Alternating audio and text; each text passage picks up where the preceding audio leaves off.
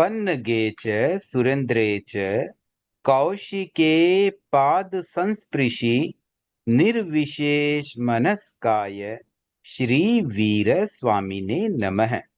आराध्य देव के श्री चरणों में वंदन। श्रमण महावीर पुस्तक का 33वां अध्याय आज प्रारंभ करेंगे। 33rd चैप्टर, मुक्त मानस मुक्त द्वार। बिफोर वी स्टार्ट, अब तक जो पढ़ा उससे रिलेवेंट पिछले 2 दिनों में कोई जिज्ञासा अवशेष है तो पहले पूछ सकते हैं।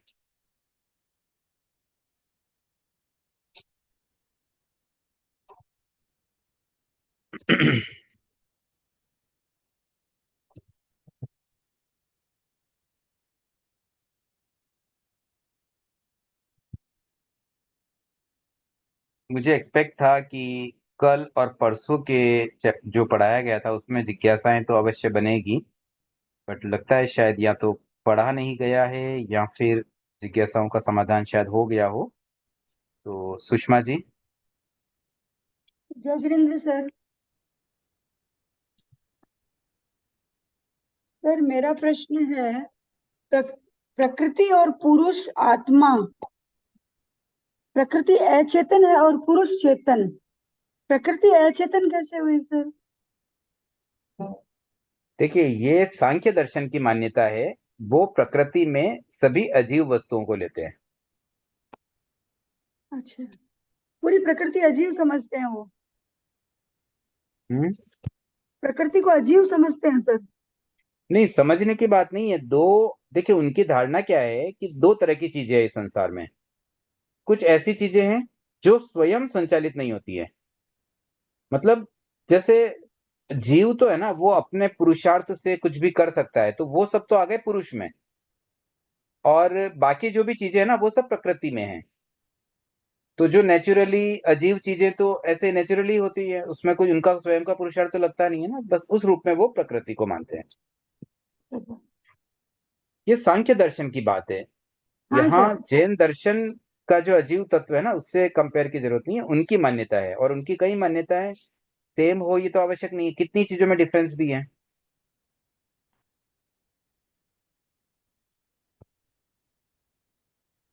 ठीक है, आगे बढ़े। मुक्त मानस मुक्त द्वार, तो मतलब फ्री माइंड, कि कोई चीज कहीं भी कोई रेस्ट्रिक्शन न हो, आराम से मतलब जो मन किया वैसा कर सके। और उसके लिए मानो भगवान महावीर के द्वार खुले थे। कोई भी एकदम फ्रीली आकर के उनसे कुछ भी पूछ सकता था। सरला जी। जय जिनेन्द्र सर।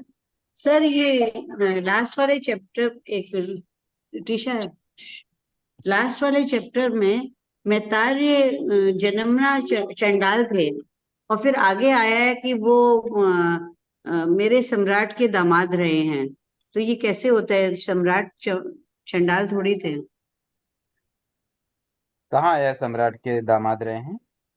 ये सहिष्णुता का आयाम में ही है। शुरू में तो मैतार्य जन्मना चंडाल थे, फर्स्ट हाँ, लाइन है। वो तो देख लिया मैंने। और थर्ड थर्ड पैराग्राफ में, नेक्स्ट पेज में, थर्ड पैराग्राफ में इन बिटवीन है, आप मेरे सम्राट के दामाद रहे हैं।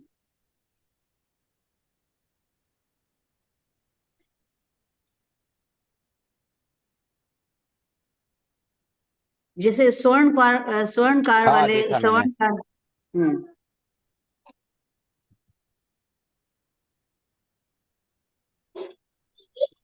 हाँ, इसमें कोई घटना रही होगी। यहाँ उल्लेख है तो डेफिनेटली कुछ ना कुछ है। एक्चुअल दामाद रहे होंगे तभी यहाँ पे उल्लेख है। मुझे ये घटना पूरी याद तो नहीं आ रही है, लेकिन कुछ तो था ऐसा। ठीक है, थैंक यू सर। और किसी को ध्यान में है क्या मैतारी मुनि की दीक्षा से पूर्व की घटना कोई?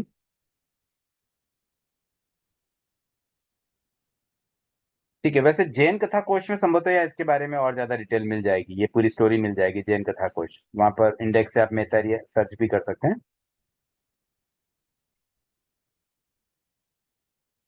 और कोई जिज्ञासा है?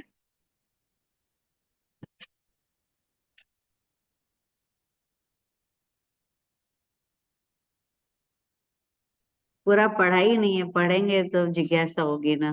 ठीक है, कोई बात नहीं, आगे बढ़ते हैं। पर आप कर लेना, इसको ज्यादा लंबा रखेंगे तो बाद में फिर समझने में दिक्कत आ सकती है। देखिए, मुक्त मानस मुक्त द्वार का मतलब ये हो गया कि खुला मन होना, कोई रेस्ट्रिक्शंस न होना, कोई भी चीज कोई पूछ सके, कोई आ सके, मिल सके, बात कर सके। जैसे हमारी क्लास में है ना, हम कुछ इस तरह से ही करते हैं, कभी भी कोई प्रश्न पूछ लो, उसमें कोई रेस्ट्रिक्शन नहीं है। कई बार क्लासेज में ऐसा रहता है कि भाई नहीं, ये अभी लेक्चर के बीच में नहीं पूछना, अंतिम 10 मिनट, अंतिम 5 मिनट जिज्ञासा समाधान के लिए। वैसा कुछ भी नहीं, कभी भी कोई भी कुछ भी पूछ सकता है। तो वैसा खुलापन मानो भगवान महावीर के समय भी था, और उससे संबंधित कुछ घटनाएं इस चैप्टर में आती हैं। तो घटनाएं प्रारंभ करें उससे पूर्व जो भूमिका है उसको मैं पूरा रीड तो नहीं करना चाहूंगा, लेकिन थोड़ा शॉर्ट में मतलब समझा तो देता हूँ। देखिए, सबसे पहले एक एग्जाम्पल दीवार घड़ी का दिया है कि दीवार में जो घड़ी होती है ना, उसमें जो भी टाइम होता है, अभी आपके आसपास भी आप घड़ी में टाइम देखेंगे ना, तो एग्जैक्ट टाइम मैच हो या आवश्यक नहीं, 1-2 मिनट आगे पीछे हो सकती है। हम टाइम पे कर भी देते हैं ना, तो कभी कोई घड़ी स्लो चलती, कभी फास्ट चलती है, कभी कोई घड़ी बंद भी हो जाती है, सेल खत्म हो गया कोई भी रीजन से, तो आगे पीछे होना स्वाभाविक है। घड़ी भी एक्चुअली काल को ही रिप्रेजेंट कर रही है, कि जैसे समय बीत रहा है वैसा घड़ी उसको रिप्रेजेंट करती है, वैसा बताती है। बट क्या घड़ी समय है? समय तो देखो अबाध गति से चलता है, उसमें कोई बाधा आती नहीं है। घड़ी में तो कोई बाधा आ सकती है, कभी घड़ी खराब भी हो जाए, कभी सेल खत्म हो जाए, समय कभी रुकता नहीं है। तो जैसा एक्चुअल काल और घड़ी का अंतर है, वही अंतर धर्म और धर्म संस्थान का है। तो धर्म क्या है? जो रियल ट्रुथ है, जो भी एक्चुअल रियल है, वो धर्म है। अब उस धर्म को बताने के लिए एक व्यवहारिक रूप बनता है संप्रदाय का। तो जो संप्रदाय है वो है धर्म संस्थान, मतलब उस धर्म से रिलेटेड काफी कुछ सेम होगा, बट एग्जैक्टली मैच हो यह आवश्यक नहीं है। धर्म संस्थान धर्म नहीं है, धर्म अलग है, धर्म संस्थान अलग है।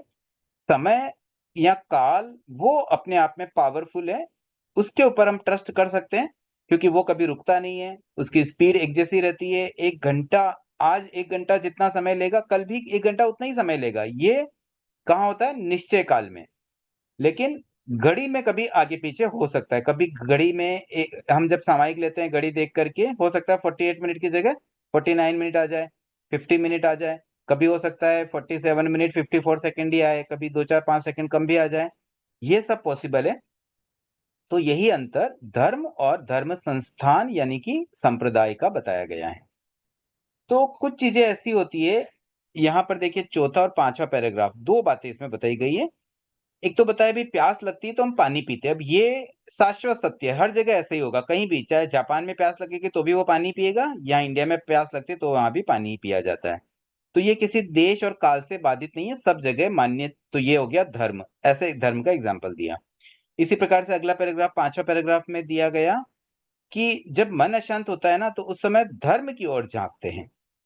कभी भी आप देखेंगे ना भी, मन में अशांति होती है ना, तब धर्म की याद आती है। उस समय धन से मन की शांति शायद फुलफिल न हो पाए, कि भाई मन शांत हो जाए धन मिलने से। ठीक है, धन से आवश्यकताओं की पूर्ति हो सकती है, भौतिक साधनों की पूर्ति हो सकती है, लेकिन जो मन की शांति है ना, वो धन दे सके, ये पॉसिबल नहीं लगता है। तो ये भी एक मानो शाश्वत सत्य है, ये हर जगह एप्लीकेबल होगा, कोई अमीर के घर में भी यही है, गरीब के घर में भी यही है। तो ये हर जगह, हर देश, हर काल में ये नियम है, इसलिए ये भी सत्य है। तो सत्य जो होता है ना, वो एक रूप होता है, एक जैसा होता है। सत्य कभी दो नहीं हो सकते, अभी मेरा सत्य ऐसा और उसका सत्य वैसा, सत्य कभी अलग अलग नहीं हो सकते। सत्य तो सत्य है, वो सबके लिए एक जैसा ही होगा, शाश्वत ही होगा। तो ये जो अंतर आ जाता है कि अब कोई धर्म में तो कहते हैं मूर्ति पूजा करो, कोई धर्म में कहते हैं मुंहपत्ती लगाओ, कोई धर्म में कहते हैं नवकार मंत्र की माला फेरो, कोई धर्म में कहते हैं तपस्या करो। तो ये सत्य क्या है? तो सत्य तो एक ही रहेगा। ऐसा तो है नहीं कि भी जैन धर्म के लिए तो सामायिक करना धर्म हो गया, और एक मुस्लिम के लिए नमाज पढ़ना धर्म हो गया। ये कैसे पॉसिबल हो सकता है? तो संप्रदाय की जो विभिन्न पद्धतियां होती है ना, वो पद्धतियां मेथड हो सकती है, उस धर्म को पाने का एक तरीका हो सकता है, लेकिन वो सिर्फ एक छोटा तरीका ही है। जैसे मानो आज अगर हम चाहें कि हम पूरे आकाश को देखें तो क्या पॉसिबल है? सबसे पहले तो पूरा आकाश हमें विजिबल ही नहीं होगा। हम विंडो खोलेंगे, उसका एक पार्ट हमें दिखेगा, वो भी जो नियरेस्ट पार्ट है वो दिख जाएगा। दूरस्थ पार्ट, यहाँ से कोई 5 करोड़ किलोमीटर दूर कोई जगह है, वो तो हमें नहीं दिखेगी। तो ऐसे कहीं ना कहीं एक लिमिटेशन आ जाती है। तो संप्रदाय द्वारा जब सत्य दिखाया जाता है तो वहां भी उस पूर्ण सत्य का कुछ अंश ही दिखाया जाता है। तो कुल मिलाकर के जहां पर सारी बातें प्रेजेंट नहीं की जा सके, वहां पर हमें अनेकांतवाद दृष्टि से ही यथार्थ को देखना होगा। यथार्थवादी अगर कोई है तो वो अनेकांतवादी होना आवश्यक है, और अनेकांत दृष्टि से ही हम यथार्थ को देख पाएंगे, क्योंकि सब कुछ साथ में देखा नहीं जा सकता, सब कुछ साथ में कहा नहीं जा सकता। प्रतिपादन की भी एक शैली होती है। हम जितना जो जानते हैं उतना वो कह नहीं पाते। परीक्षा में जब आप प्रश्न का उत्तर भी लिखते हैं तो आपको जितना आता है शायद उसका कुछ अंश ही आप लिख पाएंगे, क्योंकि समय की अपनी एक लिमिटेशन है, मेमोरी की अपनी एक लिमिटेशन है। उस समय याद नहीं आता, बाद में ध्यान आता है, अरे हाँ ये भी तो मुझे पता था। तो इसलिए अनेकांत दृष्टि से जब हम चीजों को देखते हैं तब जाकर के हम जो यथार्थ सत्य है, जो सही धर्म है, उसे पकड़ पाएंगे। अगर एकांत दृष्टि से हम देखेंगे तो किसी संप्रदाय में जो बातें बताई जा रही है वो तो किसी अपेक्षा से ही सही होगी। उतनी अपेक्षा को अगर हम पूर्ण सत्य मान लेंगे तो जो हिडन ट्रूथ है उसे हम पकड़ नहीं पाएंगे, और कुल मिलाकर के मूल धर्म तक पहुंच ही नहीं पाएंगे। तो इस अंतर को समझना है कि धर्म अलग है, धर्म संस्थान अलग है। धर्म संस्थान को ही संप्रदाय कह सकते हैं। तो अनेकांत दृष्टि और यथार्थवाद से ही कोई पूर्ण धर्म को आंक पाएगा, समझ पाएगा, वहां तक पहुंच पाएगा। अब कुछ घटनाओं की ओर बढ़ते हैं। यहां तक कोई जिज्ञासा हो तो पहले पूछ ले संजू जी। जय जिनेन्द्र सर। सर ये वाला पैरा एक बार और एक्सप्लेन कीजिए ना, आपने जो बताया था अनितान दृष्टि और यथार्थ, तो सर मुझे समझ में नहीं आया कौन सा थोड़ा। पैरा? ये जो आप बता रहे थे ना अभी अनेकांत दृष्टि और यथार्थवाद।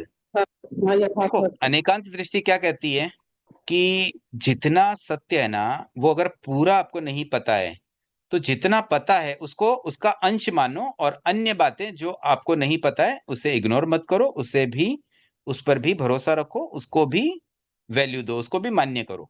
ये अनेकांत दृष्टि है। जैसे आकाश को हम विंडो से देख रहे हैं तो विंडो से जितना आकाश दिख रहा है वो पूरा आकाश तो नहीं है, ये तो हम जानते हैं, क्योंकि अगर हम घर के नीचे उतर के बाहर आके देखते हैं तो कुछ और चीजें दिखती हैं। तो दैट मीन्स हमें कुछ अंश ही दिख रहा है। तो उस अंश के आधार पर हम संपूर्ण आकाश को आंक नहीं सकते। हमें उस पार्ट को भी माइंड में रखना पड़ेगा जो अभी हिडन है, जो अभी हमारे सामने नहीं है। तो जो व्यक्ति इस अनेकांत दृष्टि के साथ धर्म को समझेगा वही यथार्थ धर्म तक पहुंच पाएगा। अगर एकांत दृष्टि यानी कि जितना हमने देखा उसी को हम पूर्ण सत्य मान बैठेंगे तब तो फिर यथार्थ तक पहुंच ही नहीं पाएंगे। इसलिए कहा गया कि एक अनेकांत दृष्टि और यथार्थवाद दोनों साथ साथ चलते हैं। अगर अनेकांत दृष्टि है तभी यथार्थवादी कोई हो सकता है, और यथार्थवादी है तो उसकी दृष्टि पक्का अनेकांत दृष्टि होगी ही। क्लियर हुआ? हाँ, थैंक यू सर। हाँ संतोष जी। ये ना मुक्त मानस और मुक्त द्वार से कैसे रिलेट हो रहे हैं सारे ये? देखो, ये तो खाली भूमिका है। अभी तो फिलहाल ये बताया गया है कि धर्म संप्रदाय मतलब इतनी बड़ी बात नहीं है कि भाई एक संप्रदाय में बस जो है वो सब सही चल रहा है, बाकी जगह कुछ हो ही नहीं सकता है। देखो, इसीलिए तो अपने यहाँ पे माना गया कि केवल ज्ञानी अन्य लिंग सिद्ध भी हो सकता है।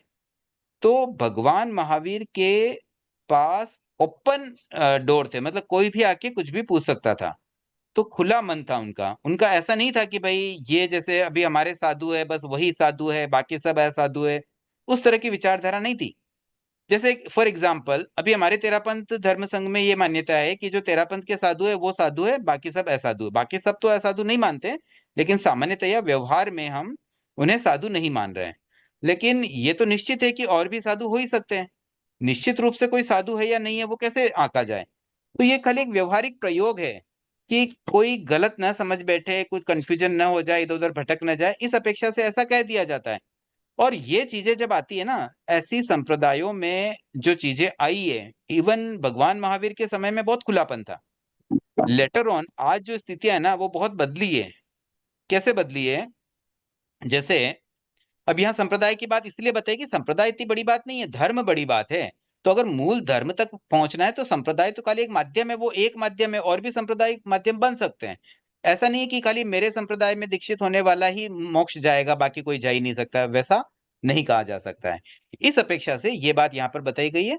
और मूल बात क्या है कि उस समय तो भगवान महावीर कभी दूसरे साधुओं की निंदा नहीं करते थे, कि इवन लोगों में ये बात भी नहीं फैलाते थे कि सिर्फ हमारे ही वंदना करो और किसी के वंदना। जो भी हैंड रेज कर रहे हैं ना वो हैंड को एक बार हैंड रेज ही रखें। मतलब मैं ये होने के बाद पूछूंगा, फिर आप वापस लोअर हैंड करेंगे तो बाद में मैं नहीं पूछ पाऊंगा। तो जिन्हें प्रश्न हो वो हैंड रेज ही रखें। तो मैं ये कह रहा था कि भगवान महावीर के समय में दूसरे साधुओं के पास मत जाओ ऐसा नहीं कहा जाता था, किसी और संप्रदाय के पास मत जाओ ऐसा नहीं कहा जाता था। उस समय ये फ्रीडम थी। लेकिन आज ये फ्रीडम नहीं है। आज हमें कहा जाता है कि आप तेरापंथी हो ना तो अन्य साधुओं के दर्शन करने मत जाओ, कहते हैं ना ऐसा। हाँ। तो ये जो अंतर आया ना, उस अंतर को यहाँ बताया गया कि भगवान महावीर के समय मुक्त मानस और मुक्त द्वार था। आपने जो शब्द का अर्थ पूछा ना, ये यहाँ पर क्यों आया, हाँ। इस अपेक्षा से यहाँ पे ये बात आई। हाँ ठीक है, तो मैंने कहा कि रिलेट, इसको रिलेट कैसे किया गया है, इसलिए पूछा मैंने ये। हाँ, अभी समझ में आया ना कैसे रिलेट हुआ? हाँ ठीक है। हाँ, यशोदा जी।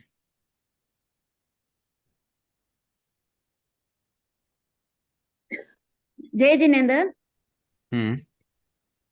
ये अतिशयोक्तिपूर्ण का मतलब क्या है सर? कहाँ आया है शब्द? ये थर्ड पैराग्राफ, भगवान महावीर धर्म के दृष्टा थे,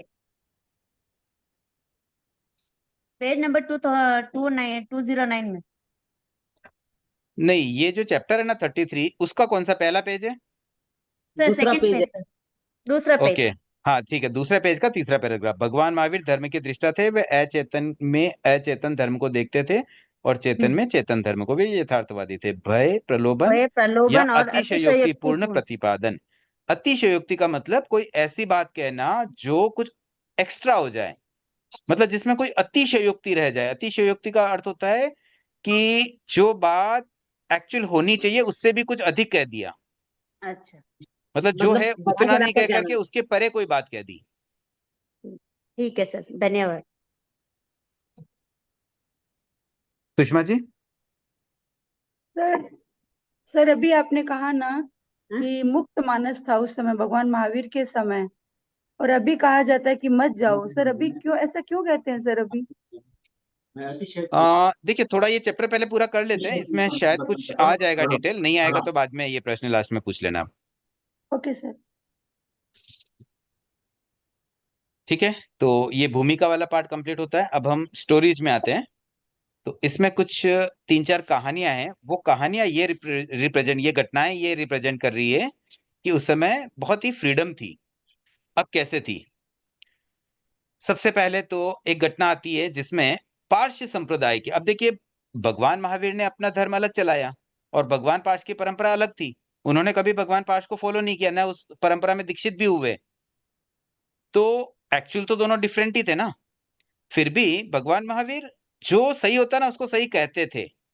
तो एक बार ऐसा हुआ कि भगवान महावीर के कुछ साधु कहीं गए हुए थे और वहां पर कुछ संवाद हुआ। भगवान पार्श के साधुओं से कुछ प्रश्नोत्तर का क्रम बना और उनके जो प्रश्नों के उत्तर मिले वो भगवान महावीर से वापस वो कंफर्म करने लगे।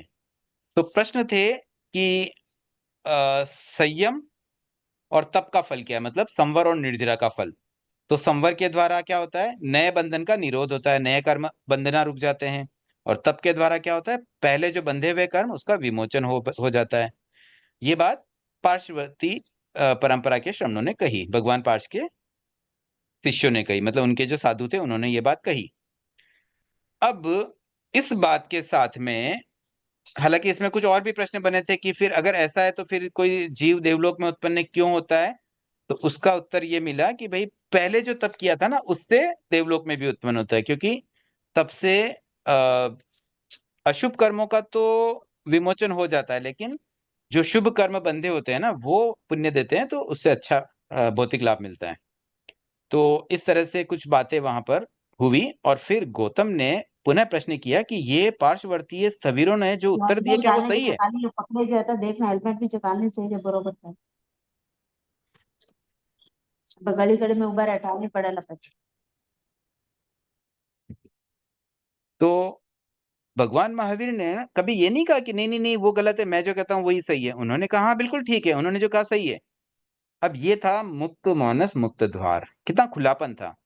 जो सही है सही है, कोई कोई दूसरा भी अगर सही बता रहा है तो उसको भी सही को सही कहना, ये भी बहुत बड़ा दिल होता है। आज अधिकांश संप्रदायों में, मैं तेरापंथ की तो बात नहीं करूंगा, अधिकांश संप्रदायों में सामान्यतया सिर्फ अपने संप्रदाय की बात ही की जाती है।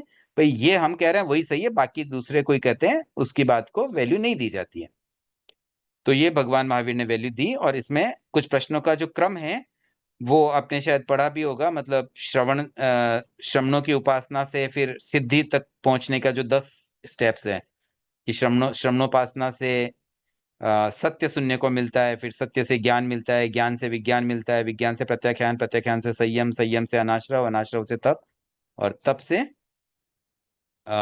कर्म क्षीण होते हैं, और फिर उससे अयोग की स्थिति आती है, और अयोग से सिद्धि मिलती है। तो ये एक 10 स्टेप्स होती है सिद्धि, मतलब श्रमणोपासना के लाभ के रूप में। तो ये पूरी सीरीज यहाँ पर आ जाती है, आगम से उद्धृत है, भगवई में आती है। तो इस घटना से बस मूल बात जो समझ में आई ना वो यही थी कि भगवान महावीर ने आ, कहीं भी दूसरी संप्रदाय में भी कोई सही बात कही जाती है तो उसको उन्होंने सही माना है। अब दूसरी घटना है स्कंदक की। तो एक बार भगवान तो केवली थे, उन्हें सब पता चल ही जाता था, तो उन्होंने कहा कि आज तुम्हारा मित्र स्कंदक तुम्हें मिलने वाला है। तो स्कंदक आया, तो वहां पर वो स्कंदक हालांकि कोई ऐसा नहीं कि भाई भगवान महावीर का शिष्य था या उनको फॉलोअर था, बट फिर भी गौतम ने उसका वेलकम किया, उसका स्वागत किया। तो ये स्वागत करना भी बहुत बड़ी बात थी, क्योंकि सामान्यतया कोई इस तरह से स्वागत नहीं करता है कि कोई और व्यक्ति आए उसका कौन स्वागत करेगा, मतलब अपने संप्रदाय का हो, अपनी मान्यता का हो, तब तो हम करें, और स्पेशली साधु के रूप में। वो तो साधु थे, गौतम भी साधु थे, भगवान महावीर भी साधु थे। तो ये इसमें स्कंदक वाली घटना में ये विशेष बात थी कि उसको भी वैल्यू दी गई थी, मतलब कोई भी हो सबको वैल्यू दी गई थी, एकदम फ्रीडम था। अब इससे पहले एक बात यहां पर आती है जिसमें सुषमा जी आपके प्रश्न का उत्तर भी शायद मिल जाएगा, इसी दूसरी घटना के सेकंड पैराग्राफ में अगर आप जाएं तो इस पैराग्राफ में ये बताया गया, आप चाहें तो एक बार इस पैराग्राफ को रीड ही कर लीजिए, दूसरी घटना का दूसरा पैराग्राफ। उस समय, यहीं से ना सर? हाँ, उस समय श्रमण संघों का लोक संग्रह की ओर झुकाव नगण्य था। उनकी सारी शक्ति आत्म साधना तथा शोध, सत्य शोध में लगती एक थी। बार यहां तक रोकता हूं, 2 ही इसलिए सेंटेंस पढ़े, इसका मतलब समझ पाए। लोक संग्रह, लोक संग्रह शब्द को पहले समझते हैं। मतलब लोगों में अपनी छवि बनाना, इस तरह से छवि बनाना कि लोग हमारे पास आए और कहीं न जाए। आज क्या होता है ना, कोई भी संप्रदाय में यही तो होता है, भाई अपने अपने संप्रदाय के लोग और कहीं भटक ना जाए। आज कोई भी जगह हम क्यों करते हैं, भी जैसे आज उपासक भी जाते हैं ना परिषण में, क्यों जाते हैं कि भाई अपने साधु साध्वी नहीं है, कहीं और जगह भटक जाएंगे। तो लोगों को बांध कर रखना, अपने पास जुड़े हुए रखना, ये होता है लोक संग्रह। तो उस समय लोक संग्रह की ओर झुकाव नगण्य था, मतलब नहीं था, नेग्लिजिबल था, नाम मात्र का था। और उनकी शक्ति कहां लगी थी? आत्म साधना और सत्य शोध। भाई स्वयं की आत्म साधना करते, दीक्षा ले ली, साधु बन के अपनी आत्म साधना करो और सत्य की खोज करो, दैट्स इट। लोगों को जोड़ना, लोक कल्याण करना। देखो लोगों को जोड़ने का मतलब ये नहीं कि खाली अपनी वाई वाई की अपनी भीड़ इकट्ठी करना, इसमें ये भी होता है रीजन कि उन लोगों को हमारे साथ जुड़े रहेंगे तो हम उनको लोक कल्याण, उनका कल्याण करके और उन्हें भी हम मोक्ष का रास्ता दिखाएंगे। ये दोनों उद्देश्य है। मतलब लोगों का जोड़ना खाली मतलब औपचारिक या भौतिक ना माने कि भाई हम हमारे हमारी मतलब नाम होगा, हमारी ख्याति बढ़ेगी, सिर्फ इसलिए नहीं, लोगों का भला करने की भी इच्छा थी। तो उस समय ये सिस्टम नहीं था। उस समय अपनी अपनी आत्म साधना करो, सत्य की शोध करो, ये उस समय का सिस्टम था। अब आगे बढ़े। इसलिए इसलिए उसमें सांप्रदायिक आग्रह नहीं पनपा। जैन श्रमणों का लोक संग्रह की ओर झुकाव बढ़ा। तब एक नियम बना कि जैन श्रमण दूसरे श्रमणों या परिव्राजकों का सत्कार सम्मान न करे। दूसरे का सत्कार सम्मान करने से जैन उपासकों में श्रद्धा की शिथिलता आती है। अब रुकना एक बार, देखिए, पहले वहां उस समय सिस्टम नहीं था लोक संग्रह का, इसलिए इस बात पे कोई जोर नहीं दिया। लेकिन बाद में जब झुकाव बढ़ा कि नहीं नहीं, अभी हम साधु बन गए, हम और लोगों को भी जोड़ें, उन्हें भी हम सही रास्ता बताएं, हम सही जा रहे हैं तो उन्हें भी सही रास्ता बताएं, तो उसके लिए लोगों के साथ जुड़ाव करना जरूरी था। और जुड़ाव करने के लिए उन्हें ये बताना जरूरी था कि देखो, हम जो सही कर रहे हैं ना, उनके साथ जुड़े रहो। गलत रास्ते जाओगे, कोई मिथ्यावादी व्यक्ति के साथ जुड़ गए तो तुम्हारा बुरा हो सकता है। तो फिर उसके लिए नियम क्या बनाया कि दूसरे श्रमणों और परिवारजकों का सत्कार सम्मान न करें, ये नियम बन गया। तो साधु अगर खुद करेंगे तो दूसरे भी करेंगे, साधु नहीं करते तो दूसरे भी नहीं करेंगे। इसलिए ये बात आई। मतलब जो आपने कहा ना कि पहले नहीं था आज क्यों हुआ, इसका मूल कारण ये है। अब आगे और पढ़ लेते हैं दो सेंटेंस। दूसरे का सत्कार सम्मान करने से जैन उपासकों में श्रद्धा की शिथिलता आती है। वे जैन श्रमणों की उपेक्षा उन्हें अधिक पूजनीय मानने लग जाते हैं। अतः उपासकों की श्रद्धा को सुदृढ़ बनाए रखने के लिए मुनि अन्य तीर्थक साधुओं का सत्कार सम्मान न करें। ठीक है, तो ये सिस्टम आज ऐसे ही चलता है, प्राय आज यही सिस्टम है। कोई भी आज जैसे कोई स्थानकवासी आचार्य हो, साधु हो, कोई भी हो, कभी देखा आपने महाश्रमण जी या कोई भी हो, मतलब अपने साधु कभी उनके वंदना करते हैं, दर्शन करते हैं? कोई नहीं करते। बस ठीक है, बैठे, मुलाकात कर ली, औपचारिक मुलाकात होती है। तो इससे ये होता है कि भी हम भी श्रावक भी कोई उधर उधर भटके नहीं, उनके पास न जाएं, मतलब कोई गलत चीजें न सीख ले, मिथ्यात्व में न चले जाएं। उद्देश्य बहुत अच्छा है, ऐसा नहीं कि ये उद्देश्य गलत है। भगवान महावीर के समय ये चीज नहीं थी, इसलिए वहां पर मुक्त मानस, मुक्त द्वार की बात आई। और स्कंदक का यहाँ पे एग्जाम्पल भी इसी रूप में था कि स्कंदक जो उनके संप्रदाय का नहीं था, उसका भी उन्होंने स्वागत किया, सत्कार किया। ठीक है, तो आपका प्रश्न का उत्तर भी यहाँ हो जाता है और दो घटनाएं कंप्लीट हुई। इस बीच में कोई भी जिज्ञासा आ रही तो आप बीच बीच में एंड्रेस कर ही सकते हैं। अब तीसरी घटना है। अब यहाँ पर, अब ये स्कंदक वही है कि अलग है, I don't know, may be वही होगा। हो सकता है उस समय प्रारंभिक मुलाकात ही, बाद में वो शिष्य भी बन गया हो। तो अ, एक परिव्राजक, उसने स्कंदक से कुछ प्रश्न पूछे कि लोक शांत है या अनंत है, जीव शांत है या अनंत है, मोक्ष शांत है या अनंत है। मतलब मोक्ष स अंत है, मोक्ष का अंत होगा या अनंत है, जीव शांत है या अनंत है, लोक शांत है या अनंत है। ऐसे तीन प्रश्न पूछे। और उसके उसके बाद दो प्रश्न और है, मुक्त आत्मा शांत है या अनंत है, और किस मरण से मरता हुआ जीव जन्म मरण की परंपरा को बढ़ाता है या घटाता है। अब इन पांच प्रश्नों के उत्तर स्कंदक के मन को एकदम से झकझोर गया। मतलब वो प्रश्नों का उत्तर खोज नहीं पा रहा था।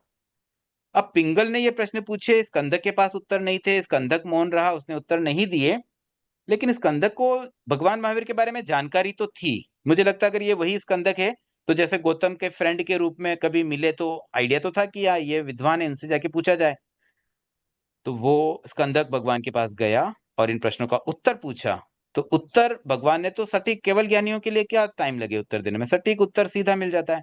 उन्होंने सीधा उत्तर दे दिया, द्रव्य क्षेत्र की दृष्टि से तो लोक शांत है, लोक भी शांत है, जीव भी शांत है, मोक्ष और मुक्त आत्मा ये चारों ही शांत हैं। शांत है का मतलब स अंत वाली हैं। कोई इसको शांत ना समझ ले, शांत अलग होता है, शांत अलग होता है। स अंत, जिसका अंत सहित, उसको बोलते हैं शांत।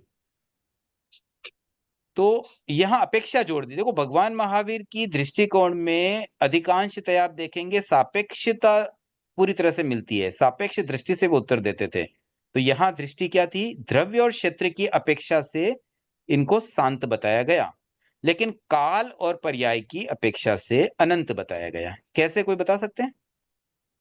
जैसे लोक द्रव्य और क्षेत्र की दृष्टि से शांत कैसे हुआ?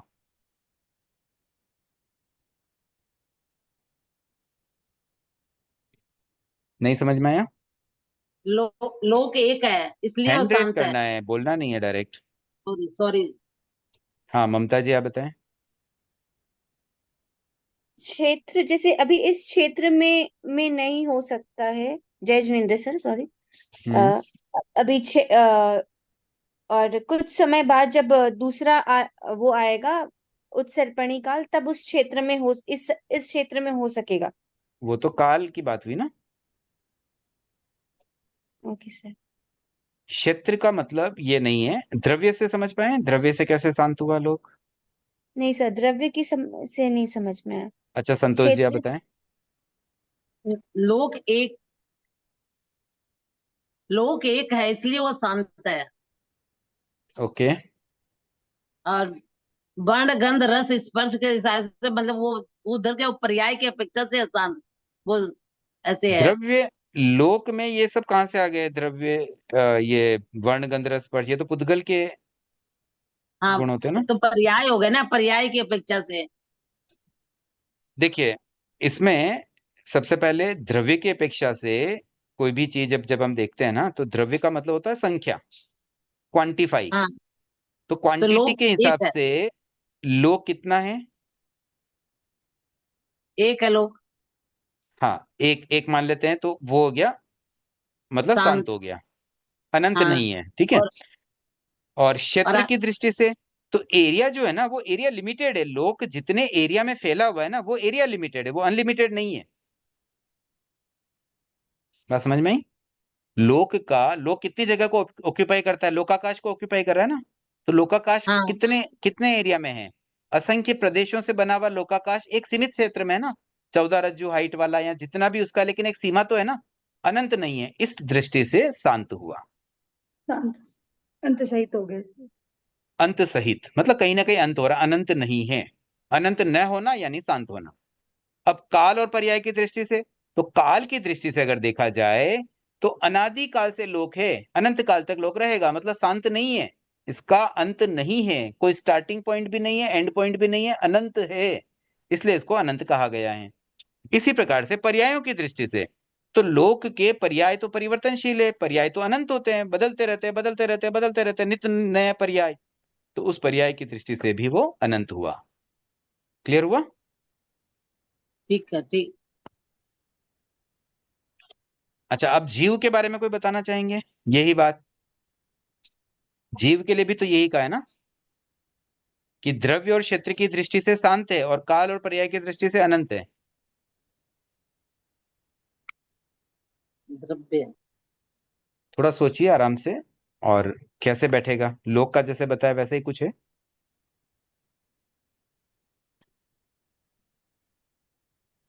एक, एक,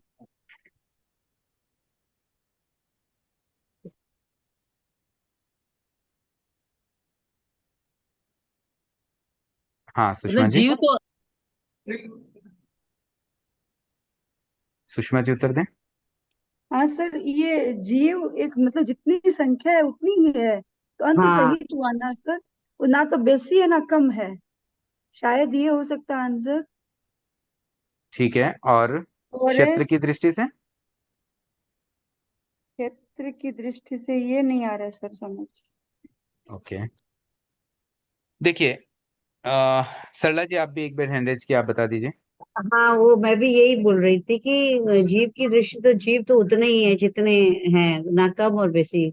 और क्षेत्र भी तो सर उतना ही है, क्षेत्र भी तो बढ़ता और कम नहीं होता है। हम्म। इसके लिए वो भी शांत है।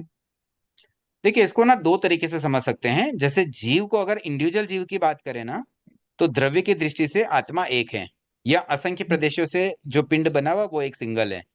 तो वैसा भी हम कह सकते हैं, उस दृष्टि से भी एक हुआ।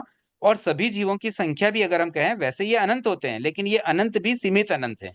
एक्चुअल रियल अनंत नहीं है। अनंत अनंत अनंत वाली बात नहीं कह सकते हैं कि भाई वो रियल अनंत है, जो कभी एंडलेस वाला अनंत नहीं है। तो द्रव्य की दृष्टि से तो वो शांत हो गया। उसके बाद क्षेत्र की दृष्टि से इसलिए क्योंकि जीव जो ऑक्यूपाई कर सकता ना, एक जीव मैक्सिमम लोकाकाश जितना आकार ले सकता है केवली समुद्गात के समय, उससे बड़ी जगह ऑक्यूपाई नहीं कर सकता है। तो वो भी सीमित हो गया, शांत हो गया। और सभी जीवों की अपेक्षा से भी बात करें तो सभी जीव भी लोक के बाहर नहीं जा सकते हैं, तो उनका एरिया लिमिटेड हो गया। तो जीव लोक के बाहर नहीं जा सकते, मतलब लोक जितना क्षेत्र में ही वो रहेंगे।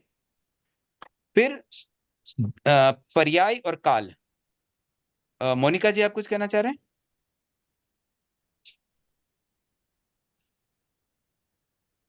मोनिका जी बेद म्यूट है।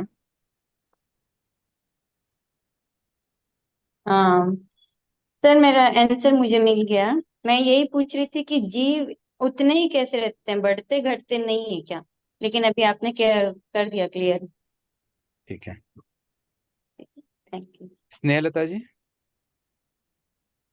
सर क्षेत्र की दृष्टि से जीव क्या है? शांत। शांत मतलब स अब अंत, अंत सहित। अच्छा, नहीं अभी आप बोले कि एक है, द्रव्य की दृष्टि से आत्मा एक है या जीव एक है? अभी आप क्या बोले सर? देखिए, मैंने दो अपेक्षाएं बताई। अगर हम इंडिविजुअल जीव की बात करें तो उनका जो फिजिकल जीव है ना, वो संख्या में एक है। और ऐसे अगर हम उसके प्रदेशों की संख्या भी काउंट करें तो असंख्य प्रदेश मिलकर भी सीमित तो है ही, तो अनंत तो नहीं है द्रव्य की दृष्टि से। अब ओवरऑल जीवों की बात करें तो उस दृष्टि से भी टोटल जीव भी अनंत नहीं है। ऐसे हम कहते हैं अनंत जीव है, लेकिन वो अनंत इसलिए कहा जाता है कि बहुत बड़ी संख्या है। बट एक्चुअल जो एंडलेस अनंत होता है ना, जो कभी एंड ही नहीं होगा, जैसे आकाश, वैसा जीव नहीं है, इसलिए उसको शांत कहा गया है। अच्छा, ऐसे बोलेंगे क्या, द्रव्य की दृष्टि से जीव शांत है? हम्म। ओके। लीला जी।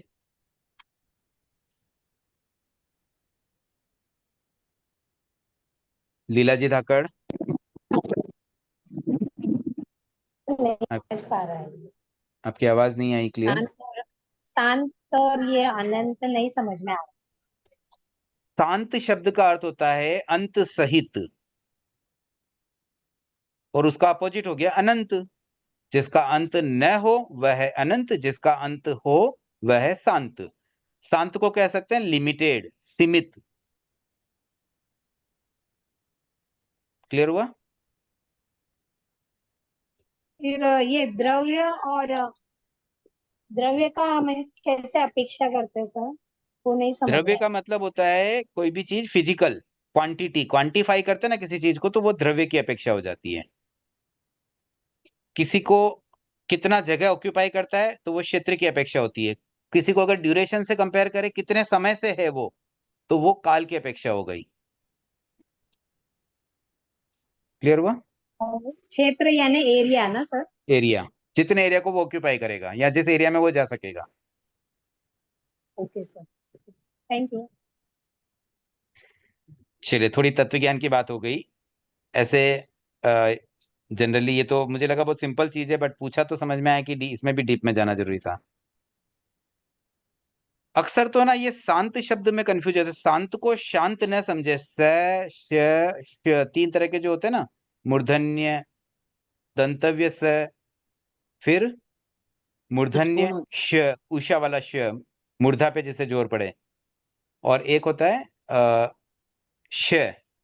तो यहाँ जो शांत आ रहा है मतलब दंतव्य स है, दांत से बोला जाने वाला स, तो सहित, अंत सहित। ठीक है ना, एक हम कहते हैं शांत हो जाओ, वो श अलग है। ये शांत यानी अंत सहित। बढ़े आगे। हाँ। तो सर अब एक यहां और, पर भी, हाँ किसने सर बोला? Sir Sushma. Hand raise sir करके बोला करें। सर मूर्धन्य दंतव्य एक और कौन सा होता है सर? तालव्य, तालु से बोलते हैं।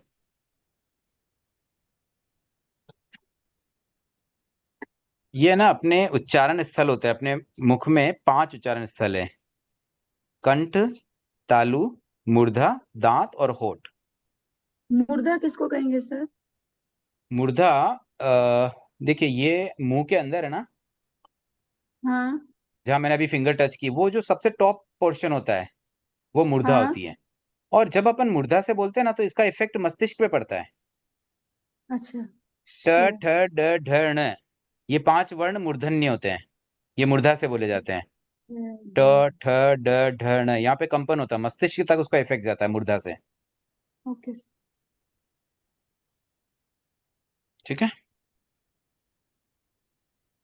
ये जो वर्ण होता है ना, क ख ग घ, ये वाला पूरा फर्स्ट वाला, ये कंठस्थ, कंठ से बोले जाने वाले हैं। फिर च छ ज ज, ये तालव्य होते हैं तालु से बोलने के लिए। उसके बाद ट ठ ड ढ ण मूर्धा से। फिर त थ द ध न दांत से। त थ द ध न, आप देखेंगे ना जीभ वहां टच होगी, आप जिस जगह से हाँ बोलेंगे ना जीभ वहीं जाती है। आप त थ द ध न हाँ के समय जीभ को पीछे ले जाओ, सर। बोल ही नहीं पाएंगे। तो ट ये ठ ड ढ न गंतव्य हो जब गया भी ना बोलते हैं ना, सर? जीभ मूर्धा पे टच होती है। और हाँ जो उसके बाद अंतिम क्या है, पैफ ब भ मैं, ये होते हैं होठ से बोलने वाले।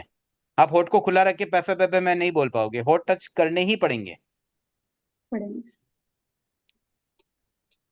सर इनको हाँ होठ वाले हेमलता को जी, क्या वर्ड बोलेंगे सर? औष्टव्य बोलते हैं। हॉस्टल। ऐसे ही ये भी पांचों पूछ रही थी मैं, हाँ नाम पूछ रही थी पांचों का, जिससे मूर्धन्य। देखिए, कंठ, कंठव्य या कंठस्थ ऐसा कुछ, कंठव्य बोलते हैं, कंठव्य, तालव्य, मूर्धन्य, दंतस्थ और औष्ट्य। औष्ट्य मतलब होठ को औष्ट बोलते हैं संस्कृत में। दंत्य भी बोल सकते हैं, दंतव्य भी बोल सकते हैं, मतलब कुल मिला के दांत से, होठ से, मूर्धा से, कंठ से, तालु से, ये उसका अर्थ होता है।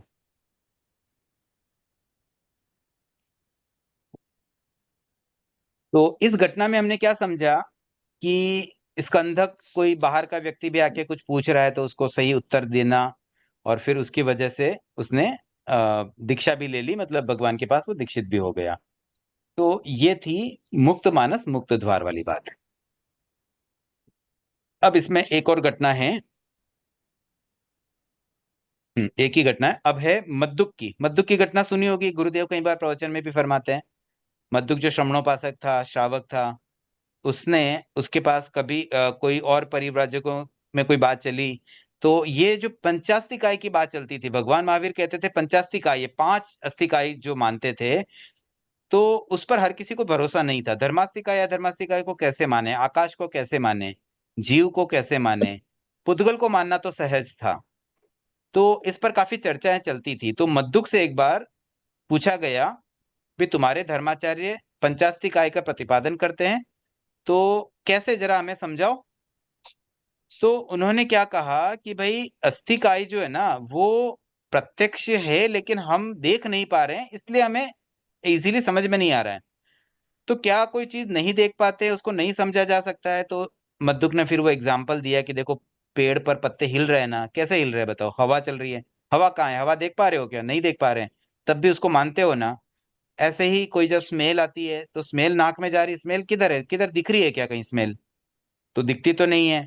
तो ऐसे काफी कुछ प्रश्न इस तरह से उत्तर देकर के जब मद्दुक ने जिज्ञासाओं का समाधान किया, तो फिर बाद में मद्दुक की तारीफ भी की भगवान महावीर ने कि तुमने बहुत अच्छा उत्तर दिया।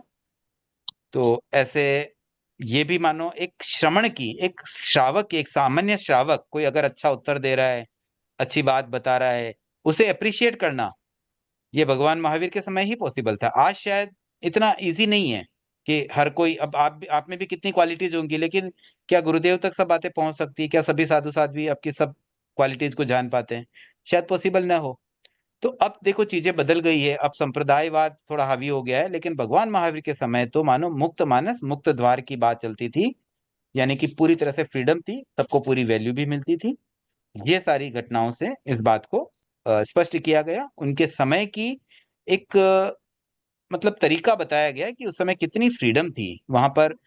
अन्य संप्रदाय के संतों के लिए भी एक भाई सही बात है तो सही है, कोई भी हो बोले, उसमें ये नहीं कि नहीं भाई ये तो हमारे संप्रदाय का नहीं, उसकी हम तारीफ कर देंगे, लोग वहां चले जाएंगे, वो भी भय नहीं था। तो इस चैप्टर में और कोई जिज्ञासा अगर रह गई हो तो आप पूछ सकते हैं, नहीं तो फिर हम आगे बढ़ते हैं। अभी समय है 10 मिनट, एक चैप्टर और हो सकता है, छोटा सा चैप्टर है।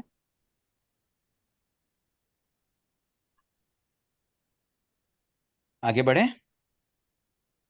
चैप्टर 34, समन्वय की दिशा का उद्घाटन।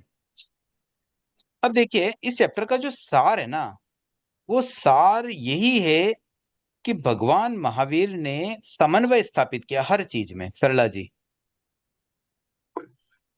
सर यही जो चैप्टर पीछे गया उसमें एक लाइन आई है, सब परिवारजक एक साथ बोल उठे, तुम कैसे श्रमोपासक हो जो अस्तिकाय को नहीं जानते देखते हैं। ये उन्होंने तो समझाया था, फिर उन्होंने ऐसे कैसे बोला? नहीं, उन्होंने ये कहा कि भाई मैं उसको देख नहीं पा रहा हूं, लेकिन फिर भी उसको मानता हूं। देखो, जानना और देखना जरूरी नहीं है, मानना जरूरी है। आज हम कितनी चीजों को जान नहीं पाते, देख नहीं पाते हैं, क्योंकि केवल ज्ञान से जाना जाता है, केवल दर्शन से देखा जाता है। अब हमारा तो अल्प ज्ञान है, तो हम तो कुछ चीजें ही देख पा रहे हैं, कुछ चीजें ही जान पा रहे हैं, लेकिन मानते तो है ना। हम मानते कैसे हैं? श्रुति ज्ञान से। हमने सुना इसलिए मान रहे हैं, भगवान ने कहा इसलिए मान रहे हैं। तो वो मद्दुक भी बोलता है, भाई मैं मानता हूं, लेकिन मैं जानता देखता नहीं हूं, मैं जान नहीं पा रहा हूं, देख नहीं पा रहा हूं, लेकिन फिर भी मैं मानता हूं। मैं अस्थिकाय को मानता हूं, मैं आत्मा को मानता हूं, मैं आकाश को मानता हूं, मैं धर्मास्थिकाय को मानता हूं, बट मैं जान देख नहीं पा रहा हूं। तब उसने बोला कि भाई जानना देखना आवश्यक नहीं है, उसके बिना भी माना जा। जैसे हवा को जान नहीं पा रहे हो, देख नहीं पा रहे हो, फिर भी उसको मानते हो ना कि हवा है, वैसे ही ये पंचास्थिकाय है।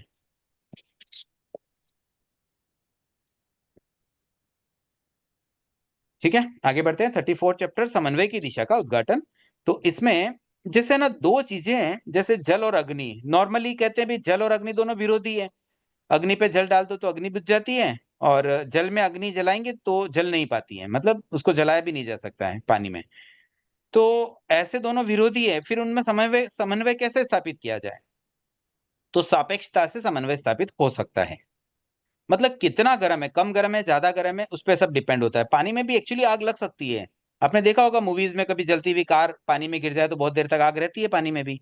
तो ऐसे पॉसिबल है। टाइटैनिक का भी सीन देखा हो तो उसमें भी जैसे आग वगैरह लगी थी, तो वो आग थी पानी में भी।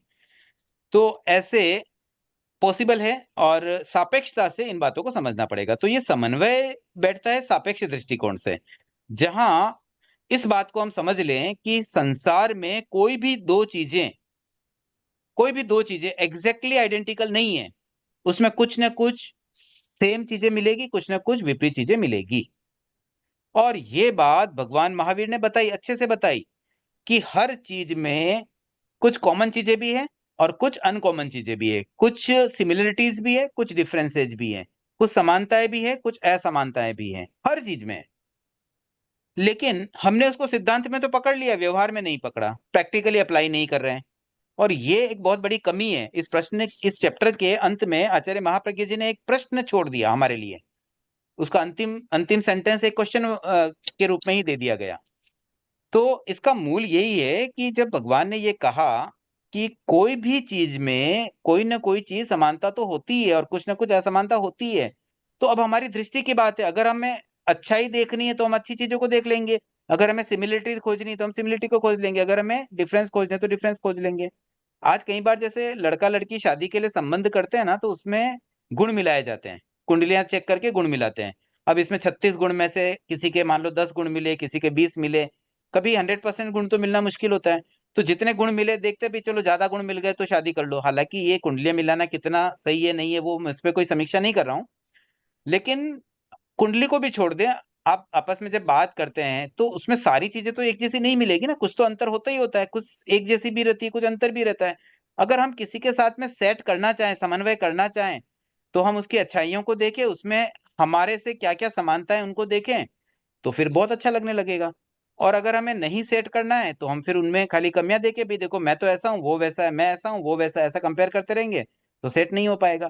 तो ये समन्वय स्थापित करना बहुत आसान है, और सिद्धांत में हमने इस बात को समझा और उस हिसाब से हम मानते भी है, सिद्धांत तय है। जैन दर्शन की ओवरऑल बात भी करें आज, विचार और व्यवहार, इन दोनों में विचार में समन्वय तो है, लेकिन व्यवहार में समन्वय कहाँ रहा? आज क्यों संयुक्त परिवार टूट रहे हैं? आज क्यों एकांगी परिवार हो रहे हैं? क्यों दो भाई साथ में नहीं रह पाती? क्यों दो बहुएं साथ में नहीं रह पाती है? क्यों बच्चों में, कजिन्स बच्चों में झगड़े होते हैं? क्या रीजंस हैं? क्यों दिक्कत होती है? एक बच्चे के साथ में किसी ने कुछ डांट दिया, चाची ने डांट दिया, तो उसको दिक्कत होती, भी तुम्हारे बच्चे को डांटो ना, मेरे बच्चे को क्यों डांट रही हो भाई? और इसलिए फिर अलग रहने लग जाते हैं। क्यों ऐसा हो रहा है? क्योंकि व्यवहार में समन्वय नहीं है। इस सूत्र को अगर हम समझ लेना तो हम कहीं भी एडजस्ट हो सकते हैं। आज जब उपासक यात्रा पे जाते हैं ना, तो दो उपासिकाएं, दो उपासक साथ में जाते हैं। अब कभी कोई अलग उपासक आ जाए, कभी कभी तो एक जैसे ही चलते हैं कई सालों तक, कभी मान लो किसी और उपासक के साथ भेज दिया, तो अगर उनमें समन्वय नहीं हो तो 8-10 दिन साथ में कैसे रह पाएंगे।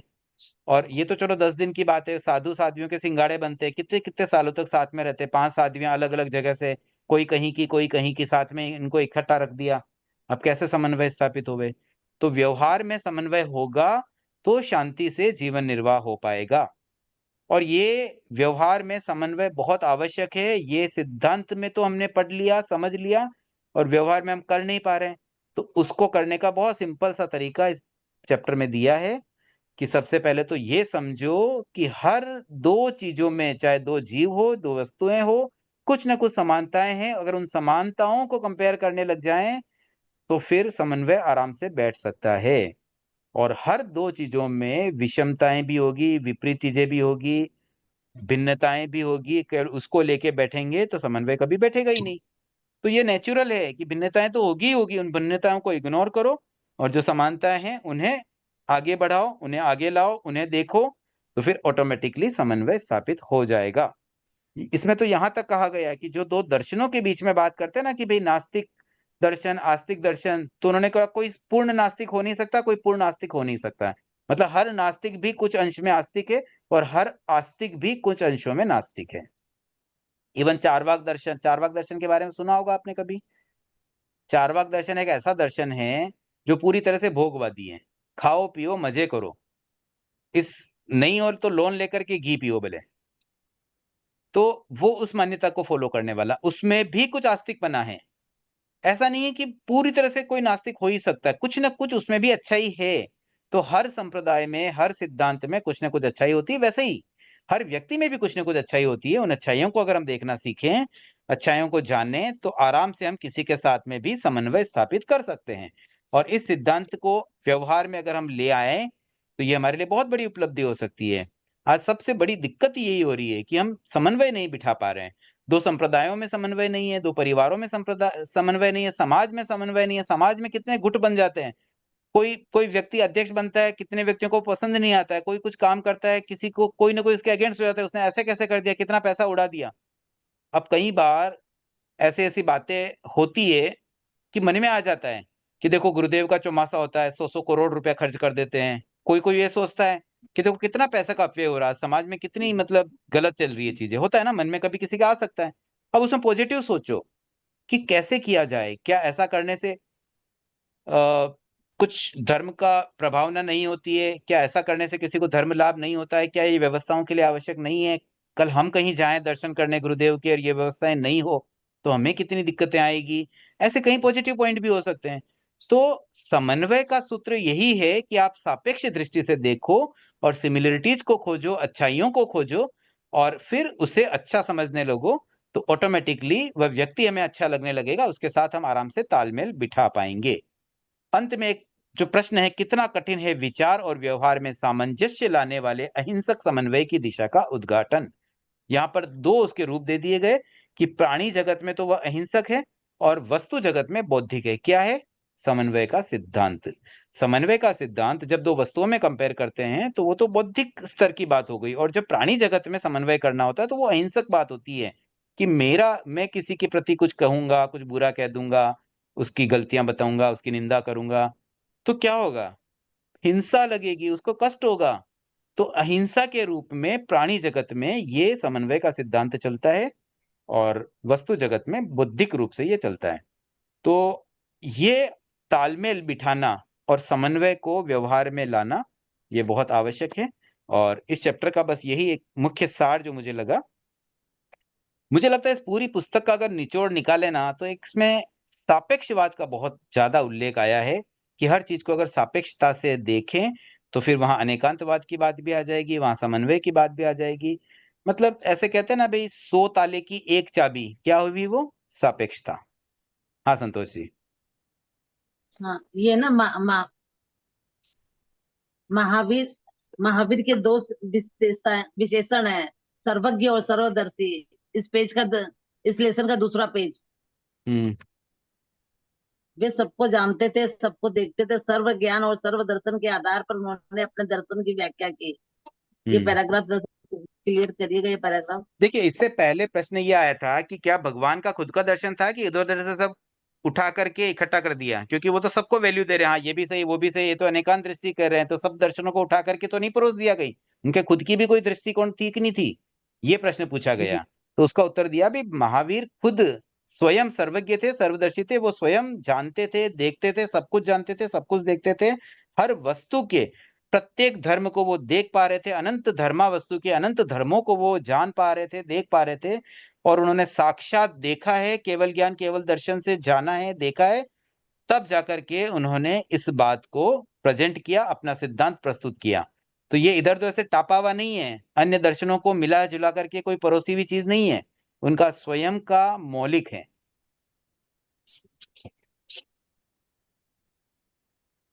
ठीक है,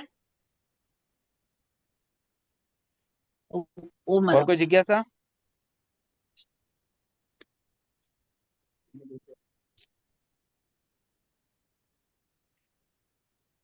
ठीक है, तो कल चैप्टर पढ़ के आएंगे ना, फिर कोई जिज्ञासा होगी तो फिर पूछेंगे। हाँ, वो चैप्टर मुझे लग रहा है पिछले 4-5 चैप्टर आपने पढ़े नहीं, एक बार सब पढ़ लीजिए तो सारी जिज्ञासाएं आ जाएं तो अच्छा रहे। और अब मैं थोड़ी स्पीड में हाँ ही करना चाह रहा हूँ, मेरी इच्छा हो रही है कि अगर ये क्लासेस रेगुलर रही तो पर्यूषण से पूर्व लगभग 6 क्लास और होगी, तो इन 6 क्लास में 12-13 चैप्टर बचे हुए हैं, लगभग 34 हो गए हाँ हैं, तो अब कितने और बचे हैं? 46-47 होंगे। तो कोशिश 46 है कर ना। सकते हैं कि ये चैप्टर पर्यूषण से पहले हम कंप्लीट कर लें,